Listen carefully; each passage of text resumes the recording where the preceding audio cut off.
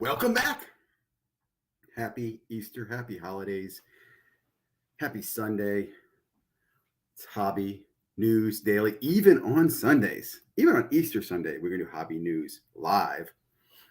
Not a super lot going on in Hobby News, but do have some stuff to share with you. I think the most interesting to share with you is we just talked yesterday on Saturday about if you're looking for a job, Panini will be hiring. And on Easter Sunday, bam, I was right. We'll get into that. I'm also going to we'll jump back in the Wayback Machine and look back to what happened 2 years ago, where I think was kind of the boom of sports card hobby, and ask you, what did we do 2 years ago that changed things so dramatically to where we are today? So take a look back in Hobby News. Let's go ahead, share my screen. Hang in there with me, everybody. Someday I'm going to figure out how to share a screen and do all the cool stuff. Boom. We'll start here. Look at this, guys.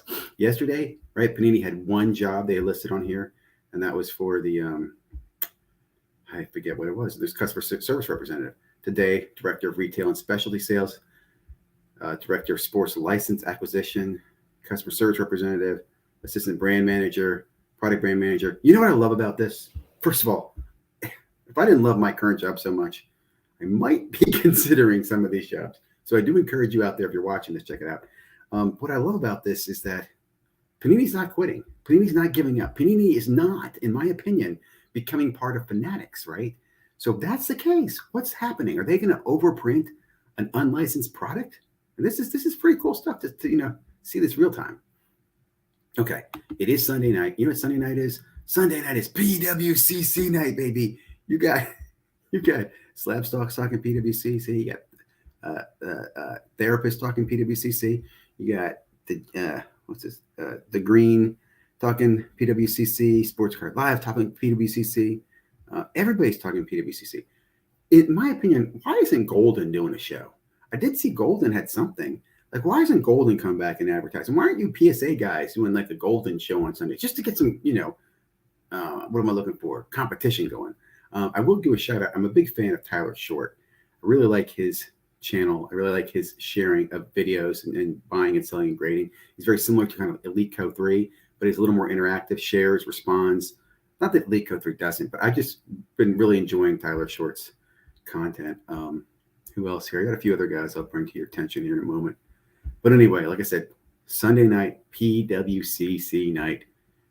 I said PWC, didn't I? I don't want to say the wrong thing. It's PWCC night. A channel that I really am a big fan of, Sports Card Collector Chronicles, puts out some just really sensible content. Like, this is a really good one. The 3 pillars of sports card collecting. I think the best one, really. Just everything else is noisy. Just logical, insightful. Had a really, really good idea the other day about cards. One thing I'll say is a little long and a little complicated, but I love the insight. Hey, check it out. If you haven't already, check it out. Give me a sub. Another video I saw that Sports Card Dad and Sports Card Therapist, they're trying to build their brand together, and there's this video on sports card positivity, blind hobby positivity. And I will say, before this is posted, I actually posted a comment to Dustin and said, why don't you ask him? And I'll say this simply, Rob, you come on and talk about blind hobby positivity, and you're so positive, but you do represent PWCC. And I just want to ask you, if you do that, they're known for a horrible history in the hobby, trimming, Jesse Craig, not just repacking, but a horrible repack product, kicked off eBay, shilling. How do you represent a company like that and say you're for hobby positivity? Just and another thing, I'll just add this. I left this comment down here too. He goes on this little rant about how he's all about staying positive because in his job he's about positivity and everything, and he doesn't see the negativity in life until someone has to point it out to him. He has told us many times he is a therapist at a prison system, and I just want you to think about this. If your job is the psychological mental health of prisoners, I can't imagine that every day is roses and unicorns, man. So I call cap on you when you come in and tell me that you're looking for positivity everywhere. I think you're very much about looking about Rob. And I think that's what kind of bothers me about Rob. He's just all about Rob. He's not about the hobby. He's not about making the hobby better. It's about self-promotion. Rob and his pack of wolves, which he'll step on anybody to get to where he wants, Rob. And Rob, you have my number. You've called me. I've asked you to talk publicly, privately, whatever it is, and it is what it is. Okay, let me go back to more positive stuff. Looking back 2 years ago today, I was in a Target parking lot waiting in line for Prism basketball retail. Now, 2 years later, you can find Prism basketball retail in almost any Target or Walmart today.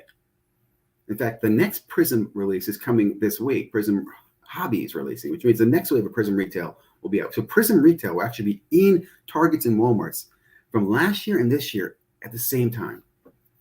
What has happened in the 2 years? And is the hobby better for that? So I'll give you my perspective. No, it's not better. It's worse, right? It's much worse. It's no longer fun. And I wasn't in this line here because I was going out to flip it. I was in this line with my kids to get this product because we enjoyed it. It was fun to rip it. It had value. There was a chase in it. It wasn't as available as it is today. They've overprinted the hell out of the retail product. We know the retail product has no value anymore. And it's not even value. It's just no collectability. My kids don't even want it anymore. I mean, you see what I'm done? You've ruined the hobby that I love. Could you have kept it good? Yeah, I think you should have not overprinted. It's just a simple not overprinting. I also think you should have stayed with this retail stores. Taking out of retail when you did back in the summer of 2021, in my opinion, killed the retail as it was, because when it came back only to those people who had the connections. It never was something for kids to go out to. Man, I remember other hobby channels. We used to collaborate and talk about this. We get in line. I forget the guy, Money Mindset, I think it was. He used to get in line. Other channels do that. It's just, I think about 2 years ago, how much fun the hobby was, and this part of the fun is gone. I don't know. It's been replaced by something else, but this isn't fun anymore. It's kind of sad. Here's another video. These are from, Sports Cards Daily Live at Target. And then we get one here. This is 2 years ago to the date, Sports Card Daily. And this is about, look at this. This is a poll taken on Go GTS Live. Think about this. This is April of 2021. The bubble has really just popped. We're starting to see the decline. People are saying with modern six-figure card market eventually makes a correction. What will be the average percent of loss? Well, I definitely think it's been more than 50%. Has it? It's at least up to 50%. But here we were even wondering this. And 30% were saying, 20% or less. Other, please reply. But we did see it coming. You know what I'm saying? And other things in this video, which I think are interesting. This video has links to Autograph. At this year, 2 years ago, Autograph, the Brady project with Autograph and his NFT was being dropped. This is right after he won the Super Bowl. Really high as could be. Here's my NFT account. I haven't logged in probably over a year. I'm sharing it with you. Here's my Ziggy No NFT collector score.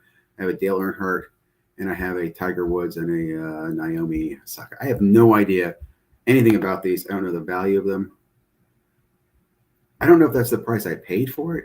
I think that's the price I paid for it. I don't think I could sell these anymore. I don't think there's anybody who would buy them. I know at the time it's like, oh, look at that, $12 for. But again, just kind of looking back. And what's this next one here? Oh, real quickly, let me do a quick shout out. It is Sunday night, so I am looking forward to Monday. Monday's got a lot of great content. One of my favorite content creators is Mike's Retro Trading Cards. They do a little panel, EP, Joe, and Mike. Mondays, always a big fan of this content. Do recommend checking them out. They're putting out a lot of other stuff. They're doing some wrestling stuff. They've done some pack rips, some case rips. One of my favorite channels. Do recommend checking them out. So my recommendations are the Sports Card Collectors Chronicle and Mike's Retro Trading Cards. What else to keep your eye on this week? Well, we'll keep an eye on the news here on Sports Collectors Daily. Probably some new news. I was thinking back, there wasn't much coming out of the Mint. When you think about, Beckett was like the biggest story out of Mint. Nothing else was really big. Nothing else really from Fanatics recently. And as I mentioned, with what's going on here with Panini hiring, I think this is awesome. So Panini's not rolling over.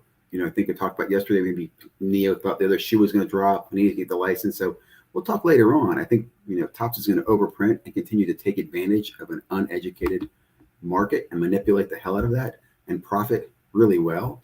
But I don't think any of this is good for the collector. And I think many collectors know that already. Boy, let me see. Stop sharing. Let me go back over here. I actually just bought a Ruby Waddell in tonight's auction. Really? What's up, man? What's up, guys? How you doing, Steve? Which auction? Oh, was it in the PWCC auctions?